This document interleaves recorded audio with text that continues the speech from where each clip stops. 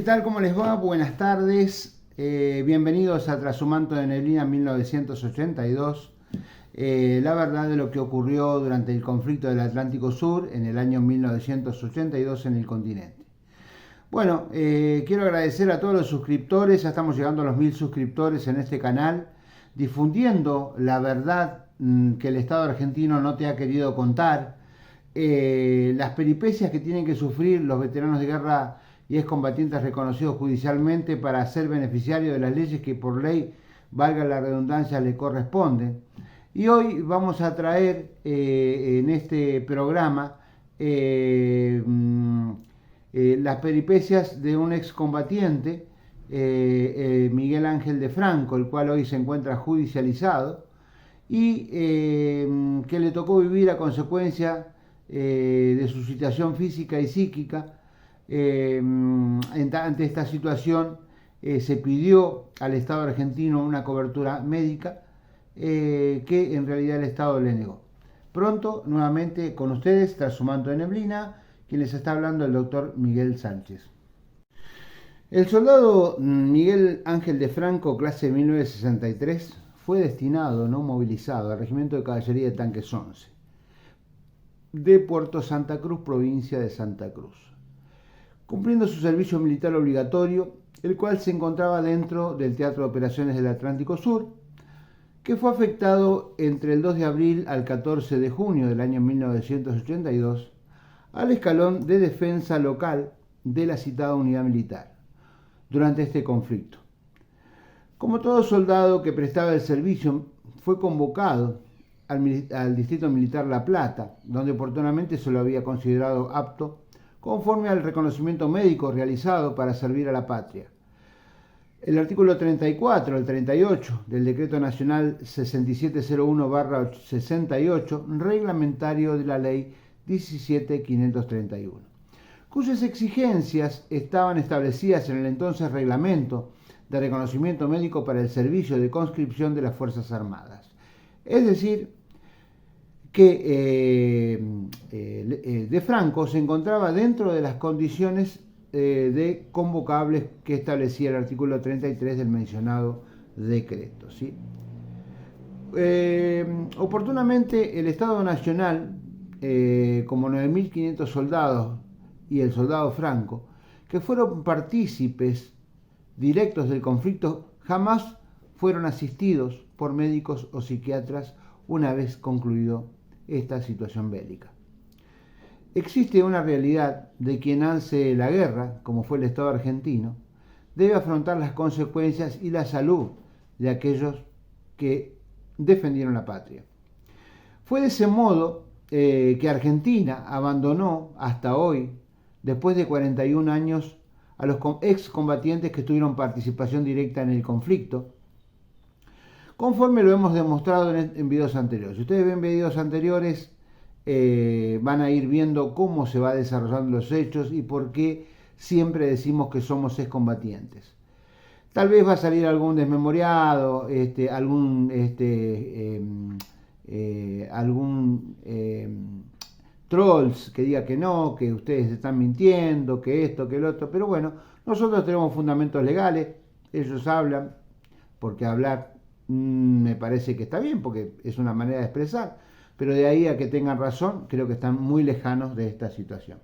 Bueno, es así entre proyectos o desproyectos en realidad, que de alguna manera algunos partidos políticos, como diría Milei, la casta política, pretende entretener a muchos camaradas que con la ilusión de ser reconocidos, conforme a lo que les corresponde, excombatientes,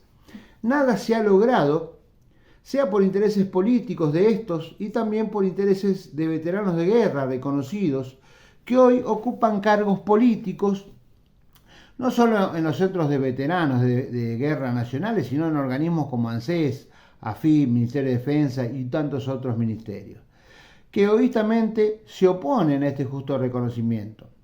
limitándonos por razones de la brevedad a la declaración testimonial del gobernador de las Islas Malvinas en 1982, el general Mario Benjamín Menéndez, en su declaración en el informe Rattenbach, donde se estudió el comportamiento y nuevamente se sancionó a quienes operaron como jefes militares dentro del ámbito de la guerra por Malvinas, ¿no?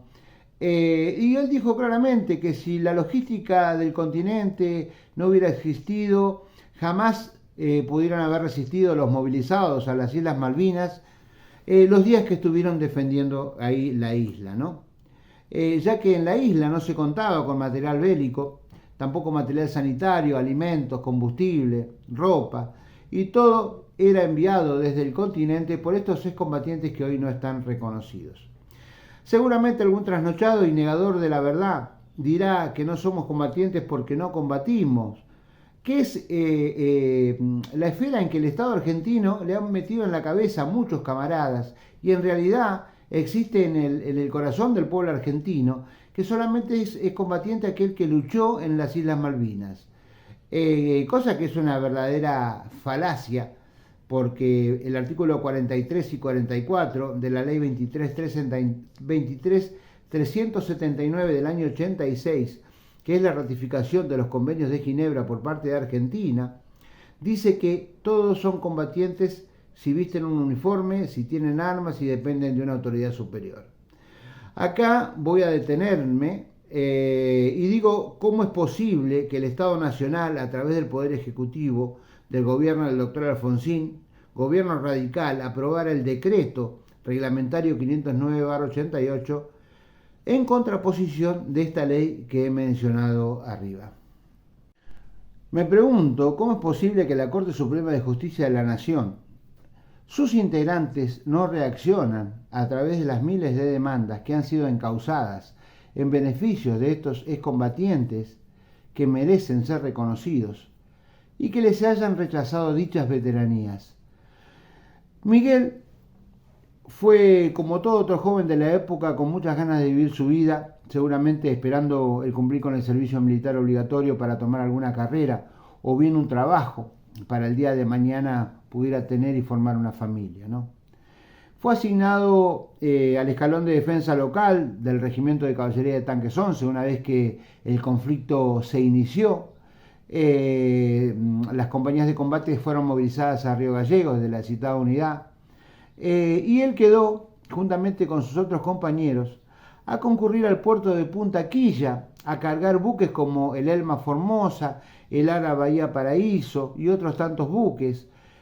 cargando víveres, material sanitario, provisiones, combustibles, bombas y cohetes para las diversas armas que se encontraban en la isla, ¿no? Demostrando esta situación que realizó efectivas acciones bélicas,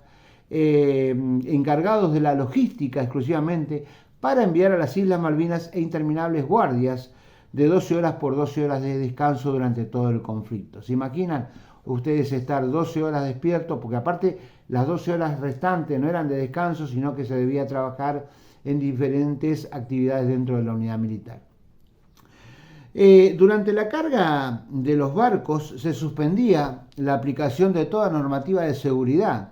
que se establece hoy en día, ¿no? Que no puede juntar en un mismo barco, por ejemplo, determinados elementos, como por ejemplo alimentos con combustible o combustible con explosivos, lo que por la causa de la guerra era desatendido. La carga se hacía manualmente y los objetos que se manipulaban eran bombas, misiles, espoletas, combustible, armamento, alambres de púa y municiones, que se cargaban en contenedores y eran subidos a estos barcos, ¿no? Que se enviaban a Puerto Argentino y las Malvinas desde Punta Quilla, provincia de Santa Cruz. Por eso fue junto a él y otros combatientes que recibieron sus hermanos, se habían dado el todo de su vida, algunos defender a su patria y cumplir órdenes impartidas de sus superiores con relación a su aseo, alimentación y cuidado de estos que volvían de las Islas Malvinas al continente, evacuados. Pero la vida como es en la República Argentina no solo no le dio esa posibilidad, sino que después de un tiempo la situación física y psíquica empeoró.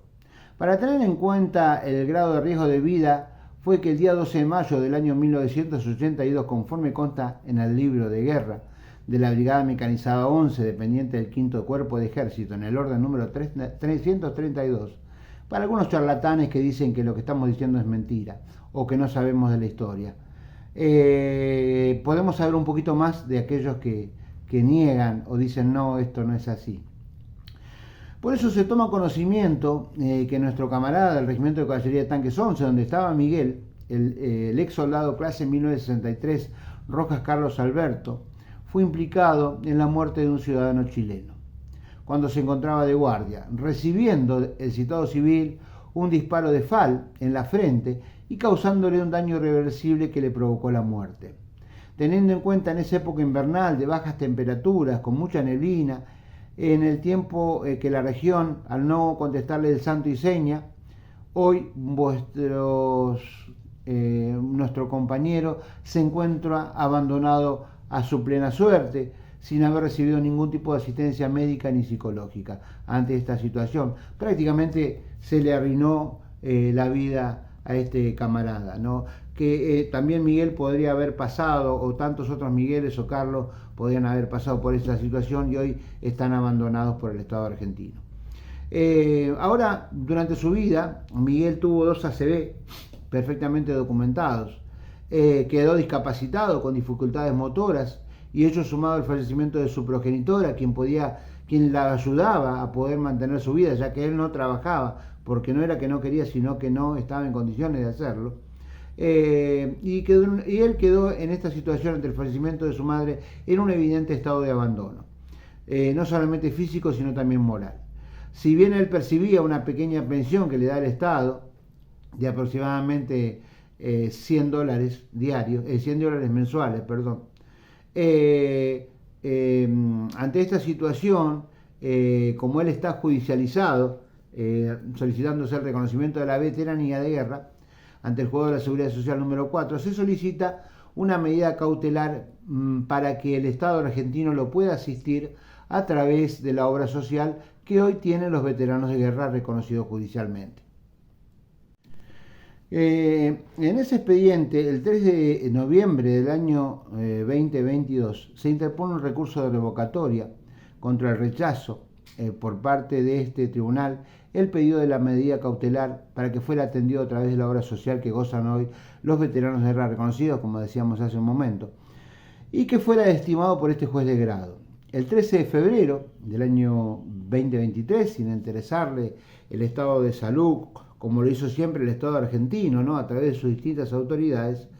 de sus excombatientes no reconocidos, el mencionado juez de grado concede el recurso de apelación que fue peticionado a la Cámara de Apelaciones número 3 de la Seguridad Social de la Ciudad Autónoma de Buenos Aires.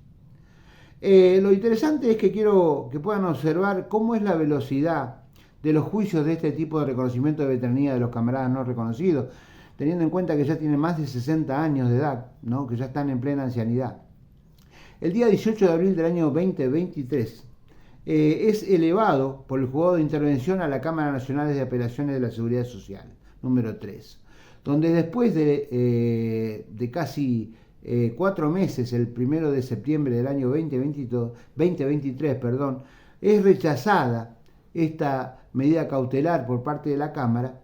aduciendo que se debía ir por otro medio, ya que esta medida cautelar se había presentado por razones de celeridad y economía procesal en el marco de este expediente. A todo esto y a todas luces, como han podido constatar, nadie se preocupa por la salud física y mental de quienes defendieron a su patria en aquellos años 1982, que tampoco pudieron tener la opción de elegir de ir a la guerra o de quedarse en el lugar donde fueron asignados. Así, podemos decir que en ciertos casos funciona la justicia para los excombatientes que pelean por su justo reconocimiento. Te pido que ayudes a este canal, a suscribirte, a compartirlos con aquellos que son excombatientes, abogados, jueces y todas aquellas personas que puedan tener injerencia en lograr una ley de una buena vez para que sean reconocidos los que estuvieron dentro del Teatro de Operaciones del Atlántico Sur, acuerdo número 1, acta de acuerdo número 1 del 24 de mayo del año 1982. Te pido que te suscribas, dale me gusta, que me va a ayudar a poder continuar con esta entrega de material en defensa de la verdadera historia argentina. Muchas gracias y estamos viéndonos pronto.